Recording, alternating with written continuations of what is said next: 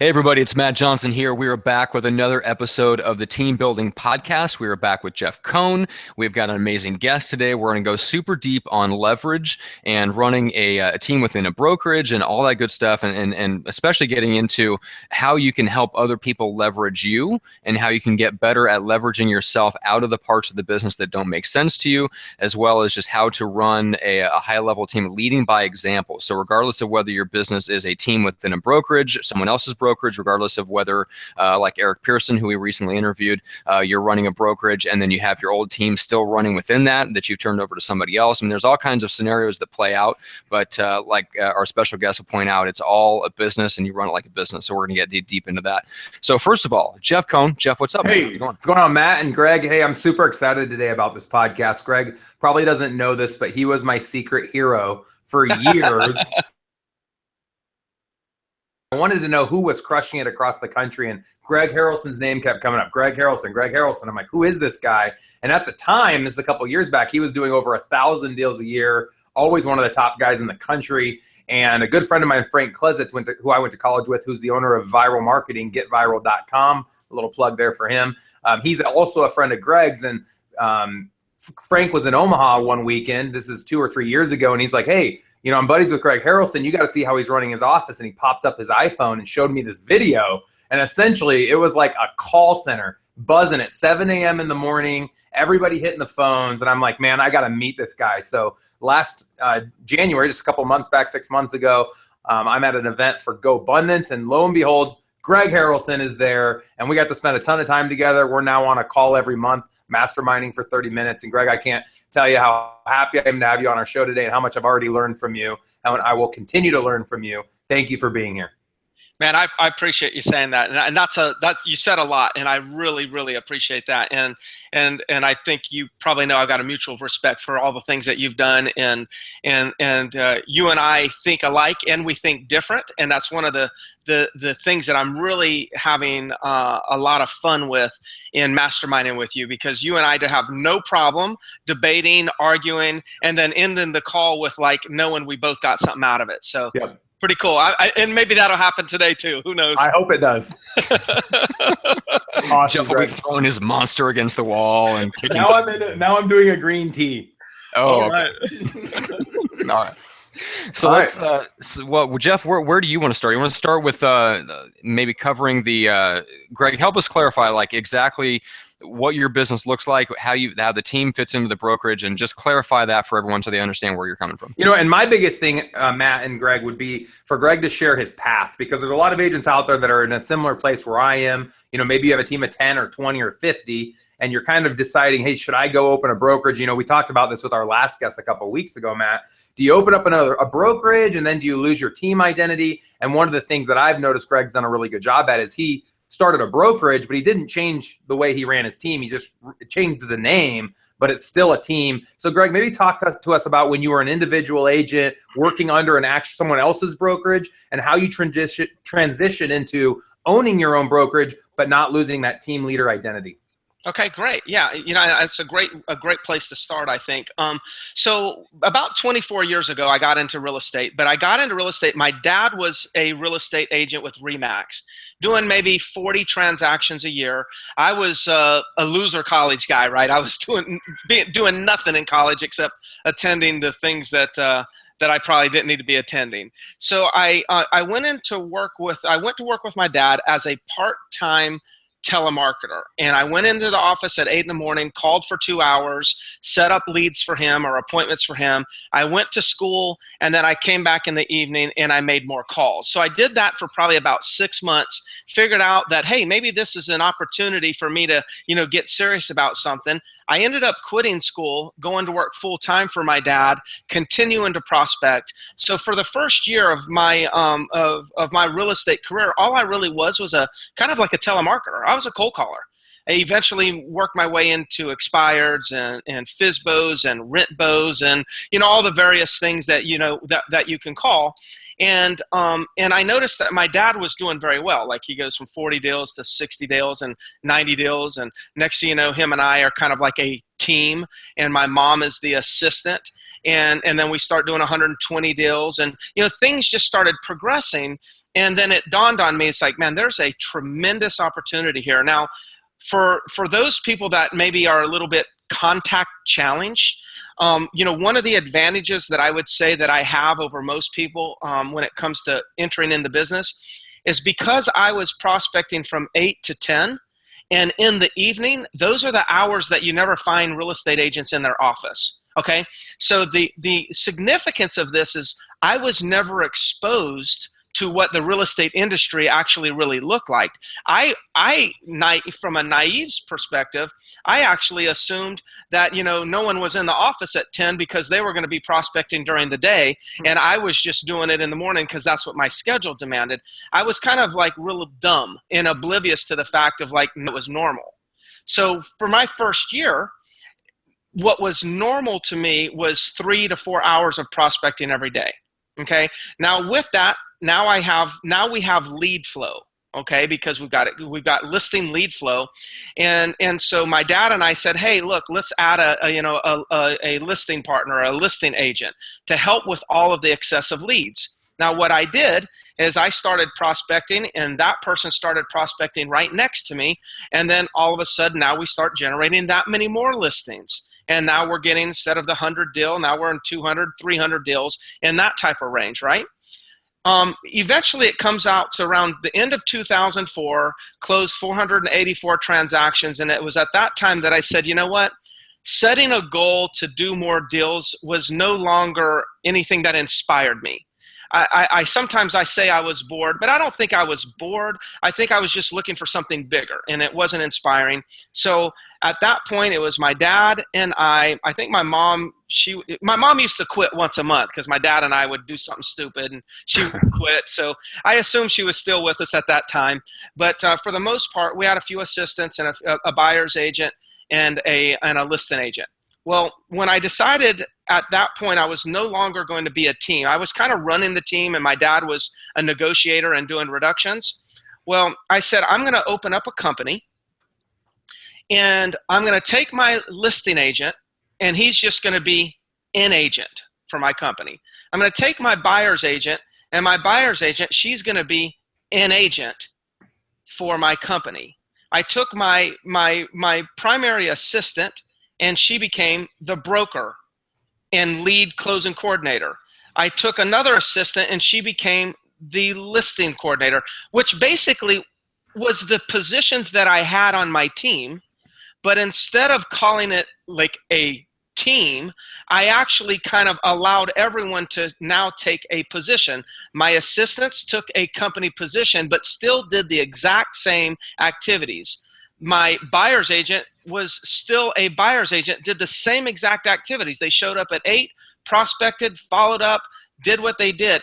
Nothing changed. You would have walked in our office and seen nothing change.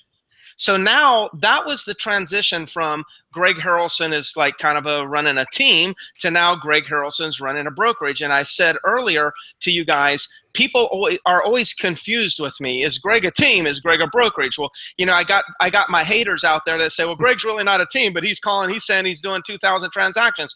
You call it what you want to call it. We all are running a business. The team and the brokerage conversation is just ego-based, somebody wanting to be right and somebody want to make someone else wrong. What we are is we're business people running businesses. So if you came to my office today, what you would see is 40 people in the office at 7:45 in the morning, on the phones at 8 o'clock in the morning.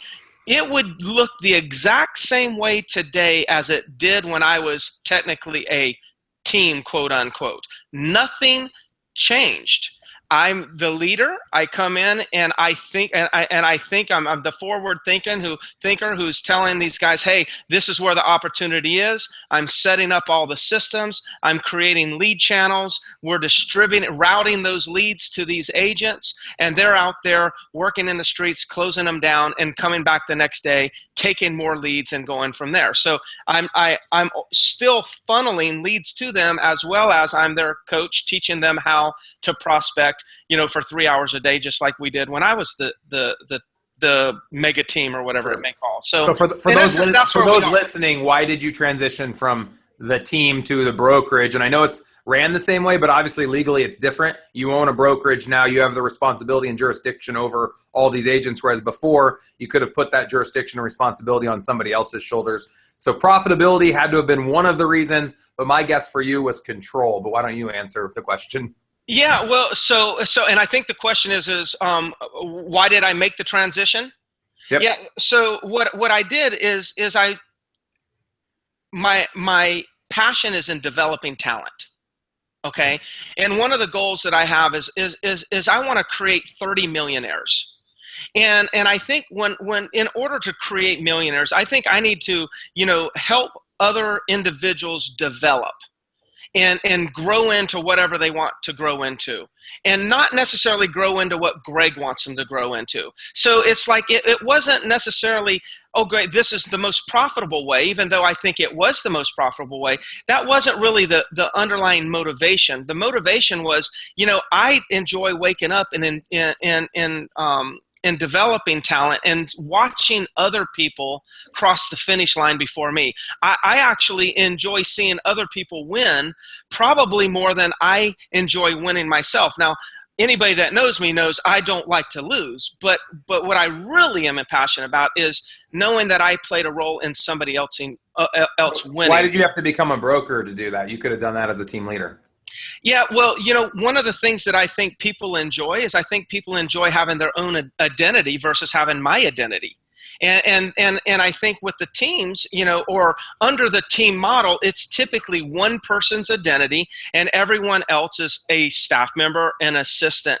And I think that works really well. And those that call themselves teams may not like that I say this, but I think that works really, really, really well in a good market. We will see what happens when the market shifts. Because I think then all of a sudden the team leader becomes a little bit desperate and they start focusing on their profitability and they lose sense of all the other team members. But since the team members are living with the identity of the leader, if the leader starts ignoring them, then they don't have an identity, and we will see what happens. I've been through a few shifts and I've seen that. So I think I personally believed it was the better model for me to be able to build out and help develop individuals versus a team. Now, the other play on that is I do believe if I choose to sell my company, that I will be able to sell my company at a higher multiple than a team will be able to sell their company. So not only am I working today for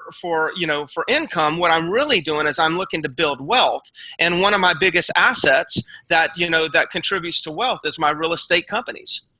Yep. So for those listening right now, it doesn't sound too painful, that transition you made from team lead to broker owner, because you just simply put all the same positions in the broker positions rather than changing your entire setup. It seems pretty simple. What would you say? The only thing I did, Jeff, is stop putting their listings in my name. That was it. So what brokerage did you end up opening? Did you go with a franchise or your own? I went with Century 21. Okay. So it's Century 21, the Harrelson Group. And is that where your team was before, at Century 21, or were you at a different brokerage? I started for first couple years with Remax, and then we purchased the Century 21 franchise. Okay. So there were a few pain points there for you because you had to convince your agents that staying with you was most profitable and advantageous to them. You changed brands from Remax to Century 21. I'm assuming you didn't lose very many people, if any people. No, because I was pretty small at that time. Okay. That was maybe four of us, at that point. So there was probably zero lossage. For those listening, for year one, did you feel like you took a hit on your net income? Launching a brokerage year one at Century? I probably did take a hit on my net income. That's been that was 1999. I can't remember what it was, but you don't remember? Yeah. Your 99 tax return? No, I don't. But I can't imagine that I didn't take a hit. I think we all as business people know 2 steps forward, 1 step backwards. And that was probably a small little step backwards, but the upside potential was just in my mind was way out the risk. Yeah, that was going to be my next question, was that looking at the upside, did you anticipate going into that transition and just planning on there being an income drop? So I don't know if it materialized, but did you expect that going into that transition?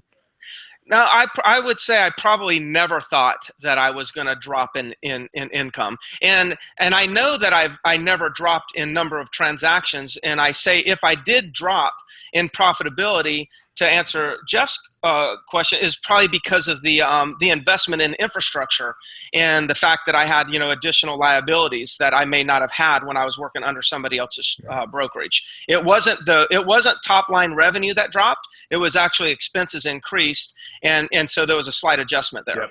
In making the decision to expand and become a broker and do a private brokerage or go with a franchise, what are some pros and cons? Just briefly take maybe 2 minutes on pros and cons of going with a franchise rather just starting Greg Harrelson Real Estate. Yeah, and so I've always been involved with either Remax or Century 21, so I'm going to be a little bit biased on brands and the power of national brands. I do live in a market that has a mix of primary and secondary / investment condos, golf course, oceanfront condos. So I kind of justified going with the brand from the standpoint of a high percentage of our clients may live in New York, New Jersey, California. They don't live in the area.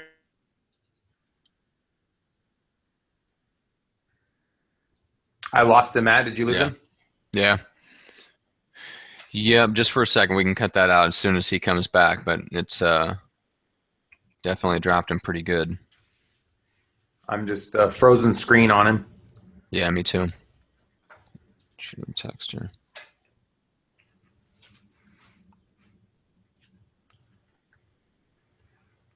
So we'll just start back up with that question of why the national brand versus local brand. Hey, it looks like you froze up. Probably best to hop off and hop on again.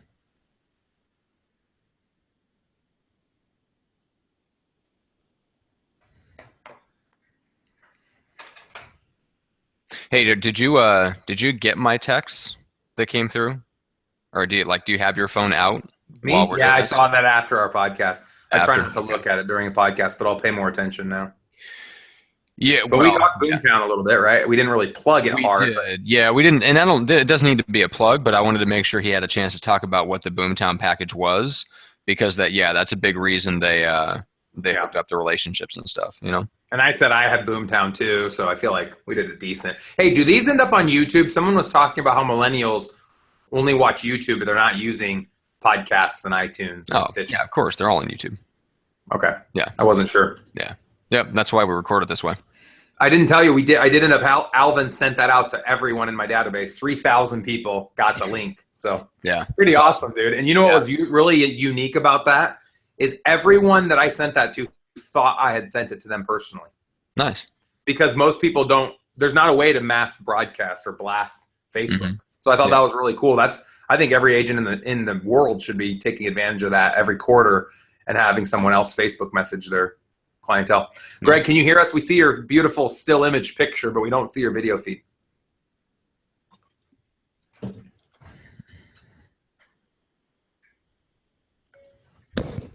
Hey, we see your image coming through, but you're still not connected, so we can't see your video or hear your audio.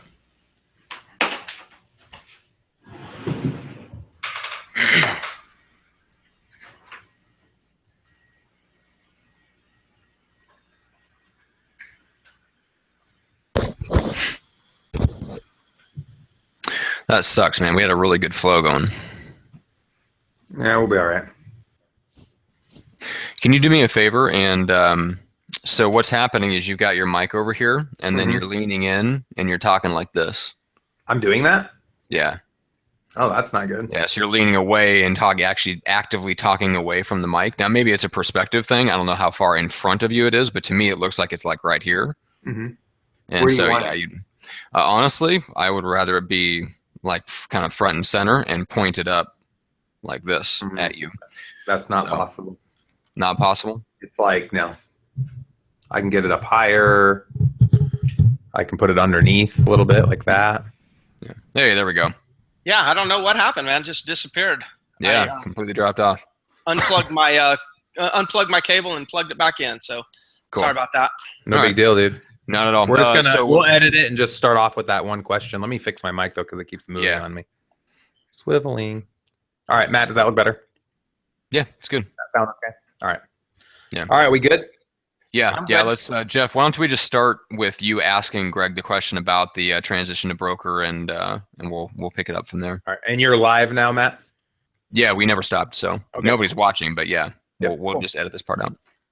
All right, so Greg, I know a lot of the audience would like to know, when you make the decision to go over and start a brokerage, how did you decide to go with a franchise model? Because you mentioned you're with Century 21 versus just starting a local brand like Greg Harrelson Real Estate or something like that. Yeah. So, and I do get that question a good bit. So I've been around brands all my life, or in the real estate life, Remax or Century 21. So I'm a little bit biased about brands. I think that there's a lot that we can leverage from the sense of national recognition. Probably what maybe influenced me most, though, is that in my local market in Myrtle Beach, there's a condo market, an investment market. So there's a lot of absentee owners. About half of my market is absentee owners, and about the half is primary residences. So what I did is I was thinking, gosh, you got all these people up in the Northeast that own properties in that area, that it was, with Century 21, I'd never have to explain, who the company is, how long it's been in existence. It just was a non-issue versus being, ABC Realty. So that probably influenced it the most. Okay, that totally makes sense. Awesome.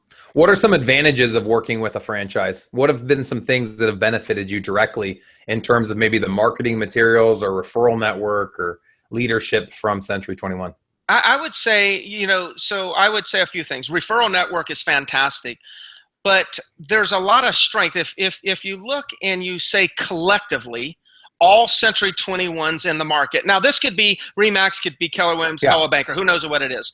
But if you look collectively and you look at all the transactions that are being done by each national brand, and you compare that to each independent, you'll see that the national brands typically are way outselling any independent. Now, if you listen to me carefully, you would say, I just said all Century 21s versus one independent, which I did say that. But if you are one independent and you got to compete against all Century 21s, our numbers are going to rock. There's no question about it. Again, that could be any franchise in any market. Usually the numbers are going to indicate that. So if you're a data guy and you like to use data as a selling proposition, that's a data point that's going to be very compelling. Awesome. So tell us a little bit more, Greg, about the culture that you've created. I think that's one of the things that struck me the most when we've talked about, your expectations for agents that work within your office and their activities. You talked a little bit before about how your download, if you will, your first year in the business was making calls for your dad and, essentially running the telemarketing wing or internal sales agent wing of his business 4 hours a day. I look at my own market here in Omaha. I don't personally know an agent that prospects for 4 hours a day in Omaha, Nebraska. So I guess first off, why were you that way? Why did you think that was the expectation getting into real estate? And how have you continued that over, you said, last, 25 years that you've been in the business? So early on, well, first of all, remember, I came in as a telemarketer for my dad. Okay. So he told me, this is what you got to do, son. I said, okay, Dad, I'll do it. Right. I did that for a year. A habit was formed. I then met Mike Ferry. And I got extremely involved, and still today I'm still involved with the Mike Ferry organization. So I ended up kind of falling into the Mike Ferry program, and which we all know that follow any coaches. We know that he's very prospecting based, and definitely says 3 to 4 hours of prospecting every day. So it fit my personality, and then I just kind of latched on to that organization. And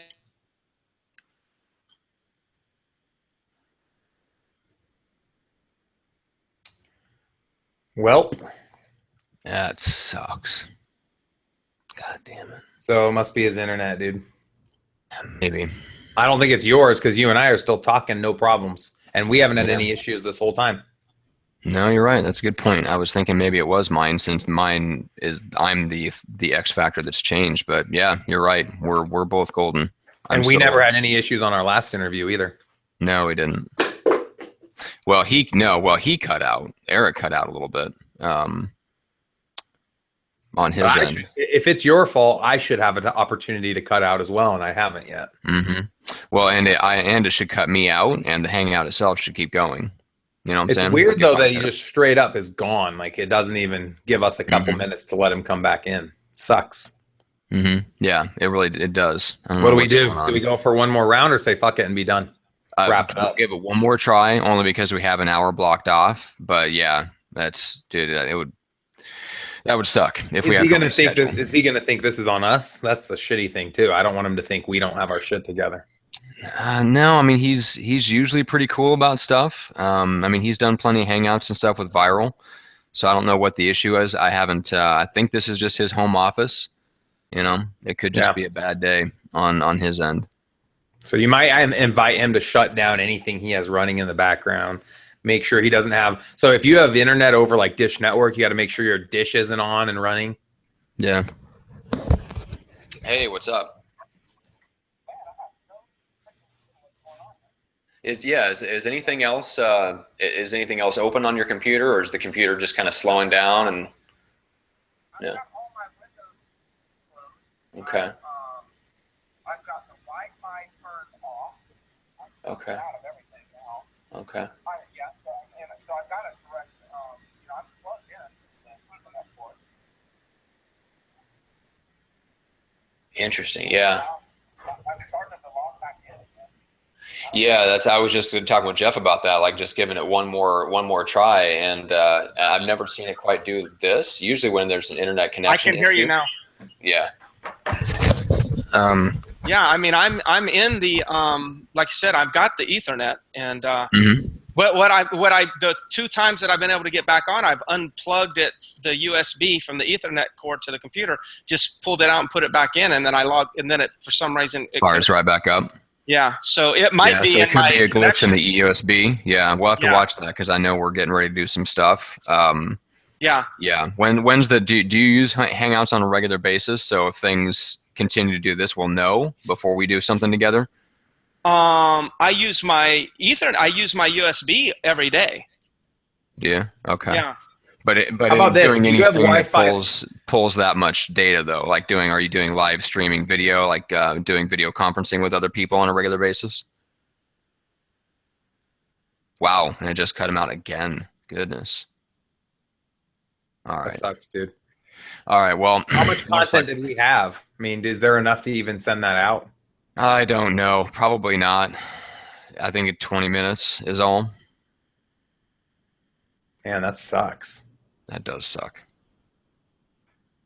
The thing I was going to say is he needs to make sure his Wi-Fi is shut off because even if you're connected via Ethernet, it is. Yep.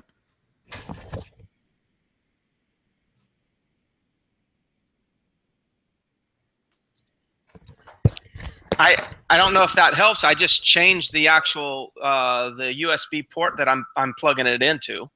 It might, yeah.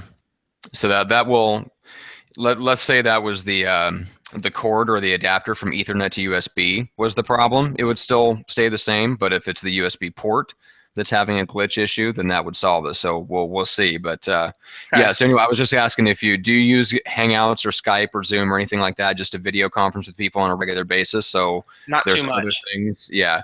So if you're using USB, you might not notice it glitching out because if it's not putting that much of a demand on your system like high def video does, they can just sit there and it might glitch out and you might not even notice, or it's just the demand isn't there. So okay, so that's good for us to know because we got to figure that out kind of before we try to do something live. Yeah.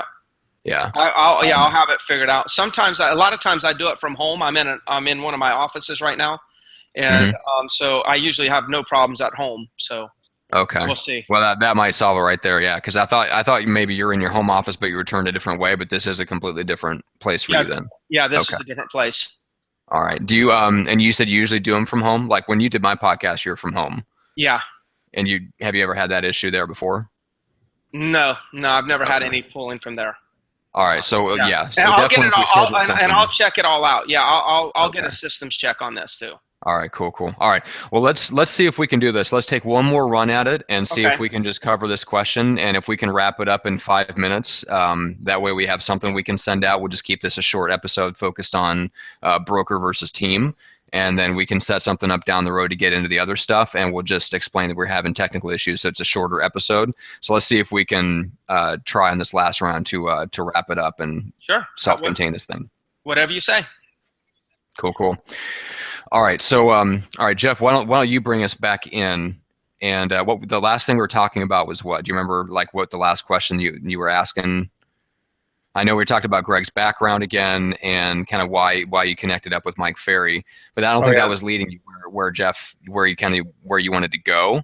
It was something about the prospecting for 4 hours and the you were heading towards culture. That was normal. Yep. You're going towards culture. Yep. So let's start there again. So just start talking about Tom Ferry again, and then we can edit into that. Just say, I'm coached by Tom Ferry, and talk about how he has kind of downloaded a certain mentality, and then how that's bled into your expectations today, and share with the audience, I guess, what your expectations are, because I think it really sets you guys apart from most of the teams I've talked to. Yeah. So Jeff, because I got into the business, and I started by making calls, and I've making call for multiple hours. About an hour or about a year after I got into the business, I met Mike Ferry. And when I got involved with the Mike Ferry organization, what was interesting is he was all prospecting based. So I was kind of brought in and told that I needed to prospect. And then all of a sudden I find myself with the Mike Ferry organization, and that's all they were preaching. You got to, make calls and prospect and centers of influence. So, and I'm still involved today with Mike Ferry. So my entire career has been has been kind of in an environment where prospecting is the normal.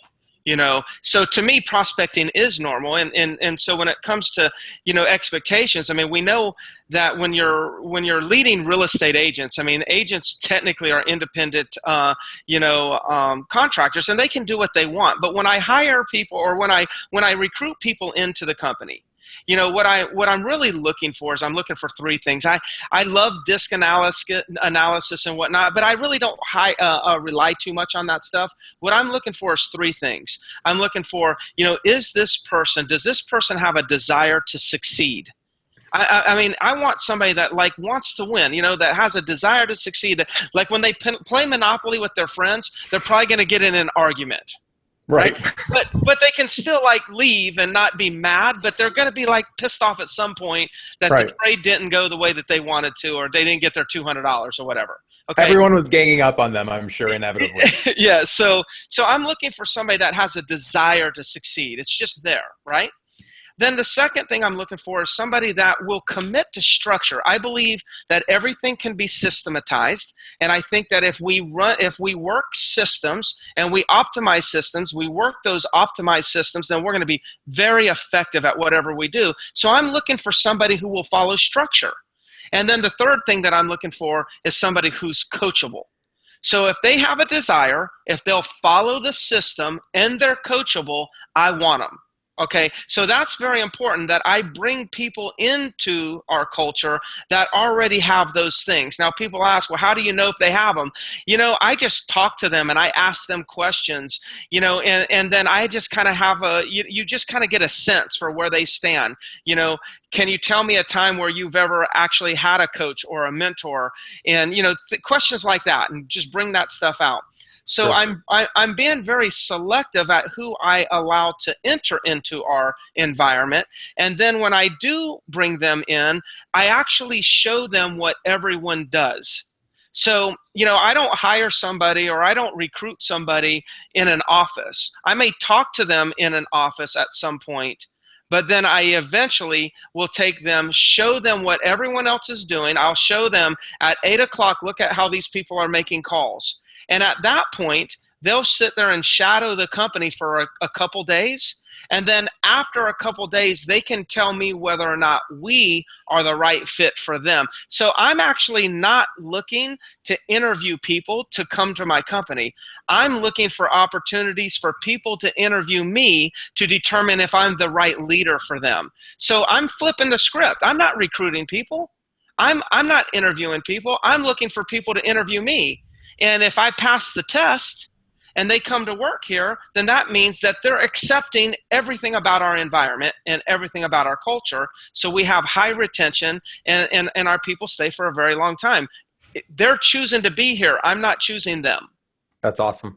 How do you get the message out to agents in your area about Greg Harrelson and what it's like in your environment? Because obviously I've seen that video. I'm going to soon come and visit in person, but Sure. it's an awesome environment. I think of Boiler Room or Yeah. Wolf on Wall Street, and Sure. your guys just are hitting it. You know, men, Yeah. men and women on the phones crushing it.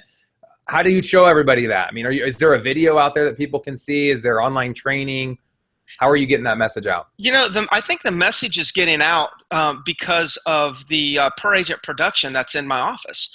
I mean, our per agent production is very high compared to, you know, and you have high PPP also. So I know you understand this.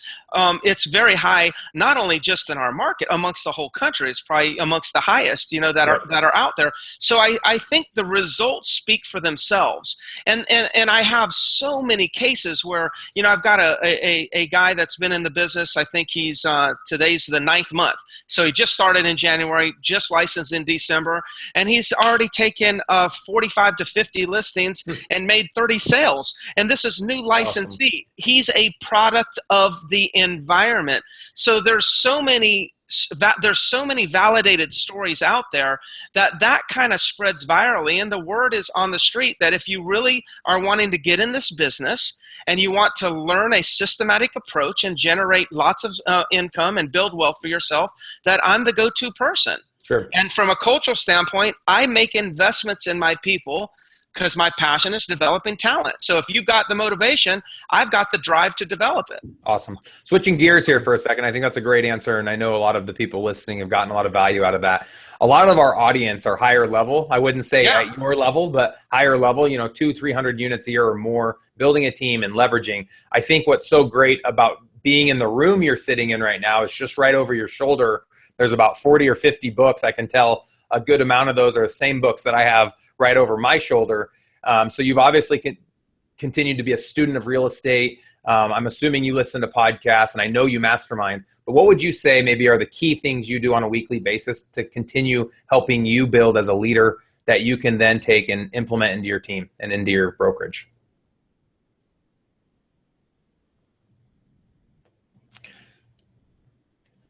That was a great question, Jeff. Damn it.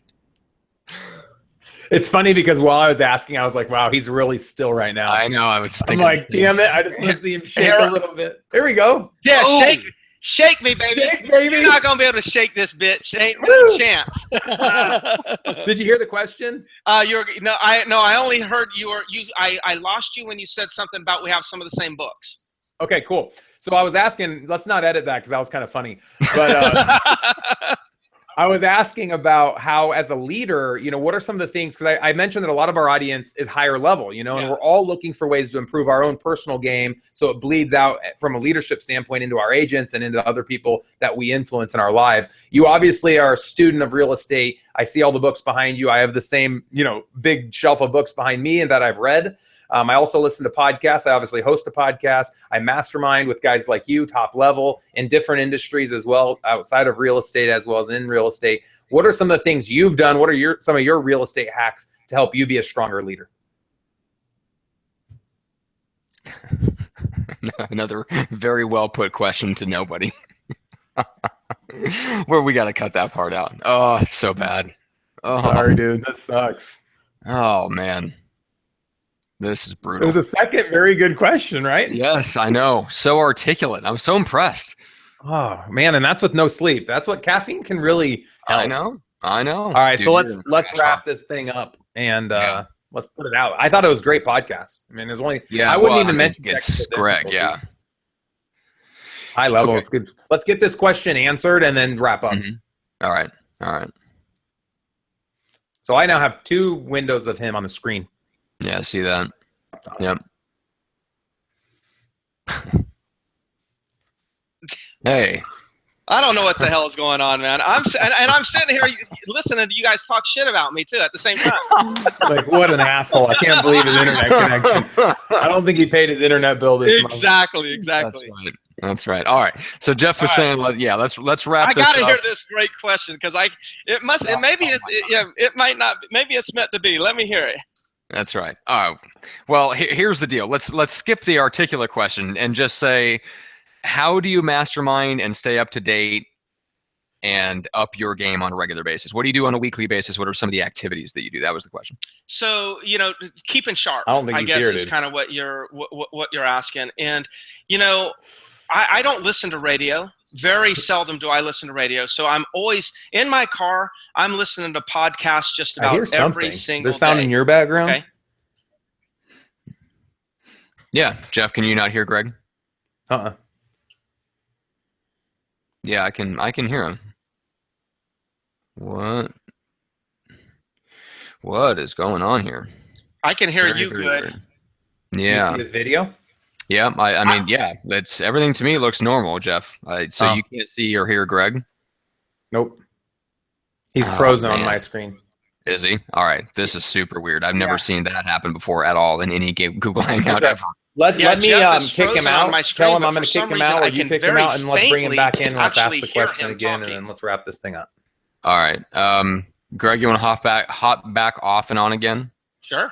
See if that fixed it. All right. Super, super weird.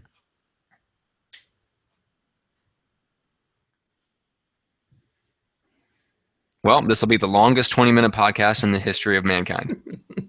It's good content. I don't feel too bad about it. It's good stuff. I'd like to keep our podcast under 30 minutes, dude. It gives Would you? people, yeah, it's a drive time. I want them to be able to finish a podcast on a drive somewhere. Dude, I would love to, but it's hard to get even high-level guys.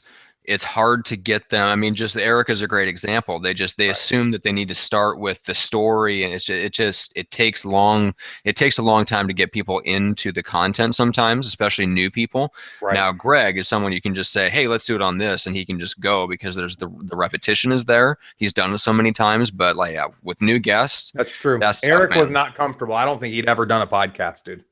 Really? I mean, Dude, I don't know why, man. He he knows didn't know his numbers. numbers, and he said he's an accountant. He didn't know anything. He said he didn't. Well, he knew the numbers that he knew. Questions. Yeah. He knew some numbers, but I was surprised. He didn't know GCIs. He didn't know volume. He didn't know Hey, you having trouble getting back on? percentage. Yeah, it says you can't join this video call because one of the participants blocked you. Oh, okay. I wonder if. Hang on, Jeff. Did you kick Greg out or something? Twice. You I've did? done that though. Every time there's an extra window, I'll just say ignore, but I didn't block him. No, he just It wasn't. Well, he may have hit the wrong button, but he didn't intend to block you out. So essentially, now it's telling you can't get back in. Is that? Yes, I'm attempting it again. Mhm. And see what happens. I'll hit join. Yeah. Just send him an invite, Matt. Video call because one of the participants blocked you. Interesting, and I don't know that that's something that I can fix. I've had that happen once by accident before, and it completely screwed things up, and we had to send an invite to a completely different Google account. So that may end things for today. We may have to just record a quick outro for it just between me and Jeff and call it good there. That's super weird. Yeah, dude, I'm really sorry. I'm not sure what's going on. Hopefully it's not on my end. Me and Greg or me and Jeff seem like we're okay. Like our connection between the two of us is fine. So it seems like it's, I hope it's on your end just with the new office or with the USB or something. But yeah, I think if it's not letting you back in, we'll just put something else on the books to go deeper into the other stuff we talked about. Me and, we'll figure out a way just to end this and wrap this one up and put it out just with the good parts that are there. So I think it'll still be 20 to 25 minutes. It'll be fine. That's good. Yeah, I mean, whatever you guys want to do. And if I need to jump on for 5 minutes just to record something for you guys or whatever you need. Okay. Yeah, man, I appreciate it. All right, cool. Well, let's touch base next week about all the stuff with the podcast and just anything that you're hearing from the back end from Century 21, and we'll move forward with all that stuff too. So, cool, man. All right, have a great weekend. Yeah, I was very intentional to not click the block button.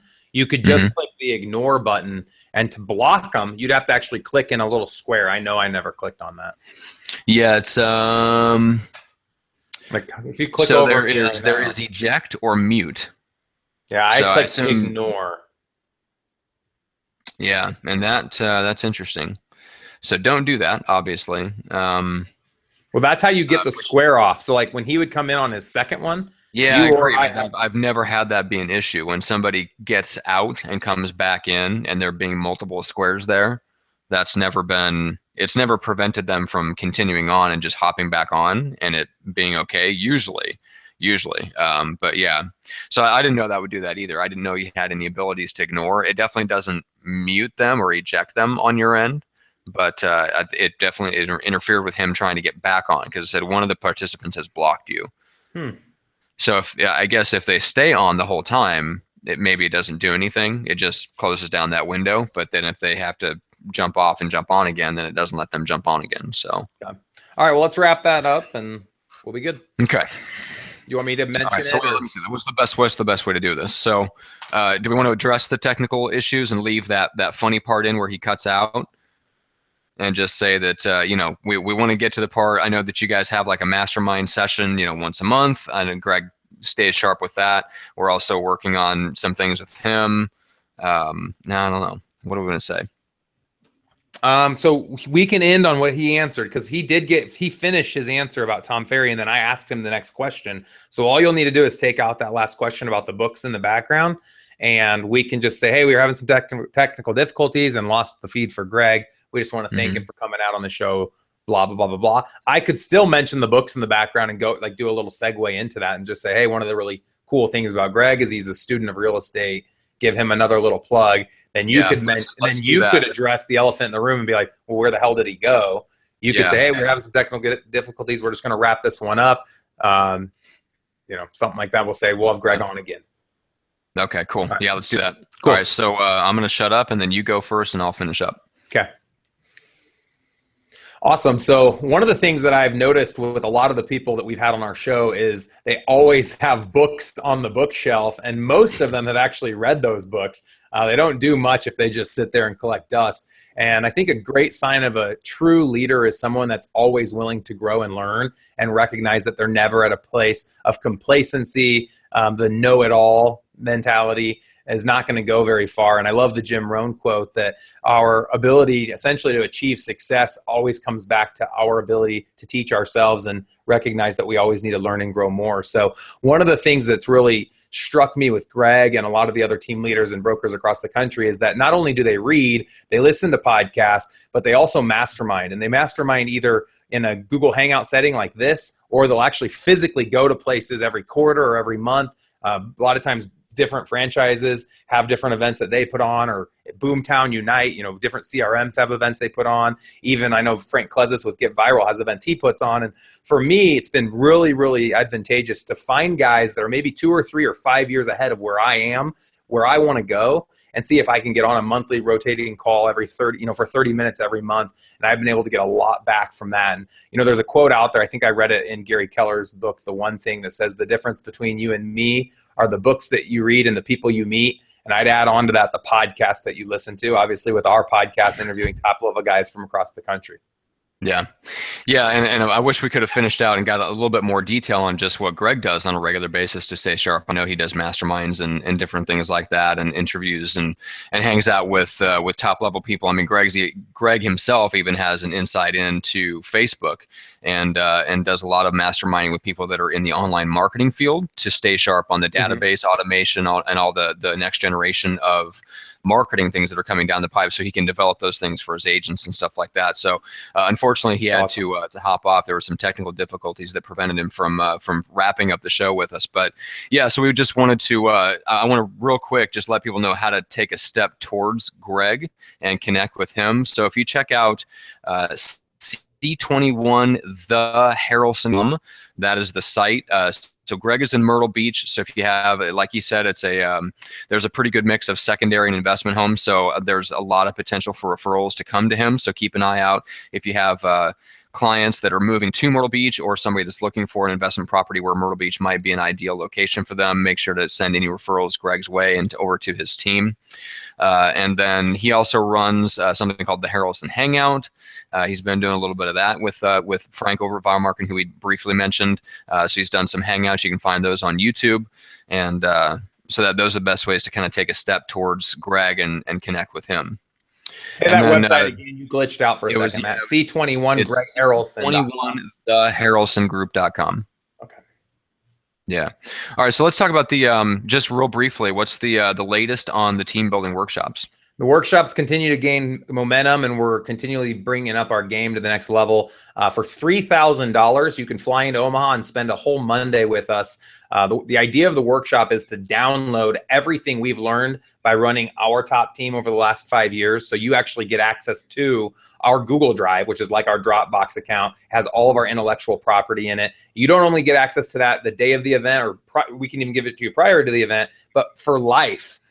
As we continue to grow our database and add more content, we'll update you on a private Facebook page so you know what new content we've added to that drive. And so you're going to not only have access to us for an entire day, we're going to download our systems to you, you're going to have access to our Google Drive, and you're going to have access to a private Facebook page that only consists of other individuals that have come to our workshop. There's about over 100 people right now in that community. And so it's a great time. It's a great networking event. We bring in a lot of high-level agents and brokers from across the country. And we have events through the end of the year, October, November, and December. There's dates online. Go out to EliteRealEstateSystems.com and click on workshops, and you can see all the more information about that. We also can sell just the database if you're interested in just the Google Drive for $1,000, and that would give you $1,000 off on a future workshop if you decided 6 months down the road or 2 months down the road that you wanted to come to the team building workshop. Cool. All right, guys. Well, that's going to do it for this episode of the Team Building Podcast. I know we'll bring Greg back for round 2 to go deeper into some of the aspects of leverage that we didn't get a chance to really cover with him today, because we can go super deep on that stuff, and I know it's content that'll be amazingly useful and helpful to anyone that's in a team leader, team owner, or broker position. And so we'll schedule that for like a month or 2 or 4 to 6 weeks out, and that way you get that content as well. So until the next time that the Team Building Podcast comes out, we do a couple of different episodes every month, like the operations and the agent coaching episodes. But the ones here with Jeff are the super high level discussions that are meant for you, the team leader, team owner, broker, whatever the case is, to help take your business to the next level and really build a dominant real estate business in your market. And so keep an eye out for those 2 episodes where specific masterminds with Jeff and another high level guy or gal from around the country. So until the next one of those, guys, thank you so much for watching and listening. We appreciate it.